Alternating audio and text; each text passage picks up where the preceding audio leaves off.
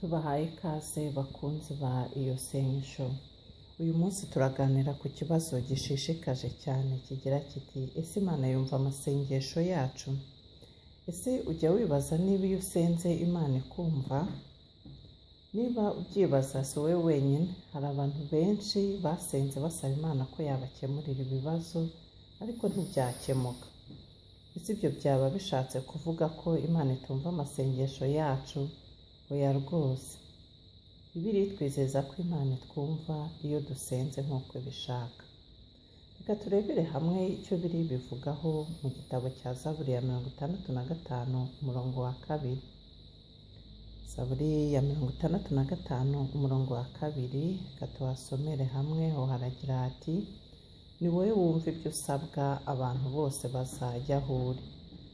Dushingiye kuri iri somo, Imana iratwumva iyo dusenze nk'uko ibishaka. Hari abantu basenga kubera ko bituma bumva baguwe neza, nubwo baba bazi ko ntawe ubumva. Nyamara isengesho si igikorwa dukora ngo twumve tuguwe neza gusa twibagirwe ibibazo dufite.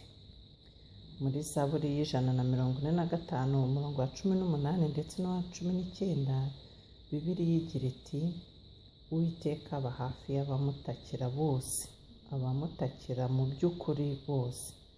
Azasohoza ibyo abamwubaha bashaka, kandi azumva gutaka kwabo abakize. Ubwo rero dushobora kwemera tudashidikanya ko Imana yumva amasengesho y'abagaragu bayo. Igihe cyose tuyihamagara mu masengesho yacu, iba yiteguye kutwumva. Bakunzi ba iyo sengesho, mwakoze kubana natwe mu kiganiro cy'uyu munsi. Naho ubutaha. Tubibutsa, niba utarakanda kuri subscribe, amagambo atukura ubona iburyo bwawe igihe ufunguye iyi video, turagushishikariza kuyakandaho kugira ngo utazajya ucikanwa n'ibindi biganiro byacu. Mwakoze cyane kubana natwe kandi mukomeze mugire ibihe byiza. Naho ubutaha.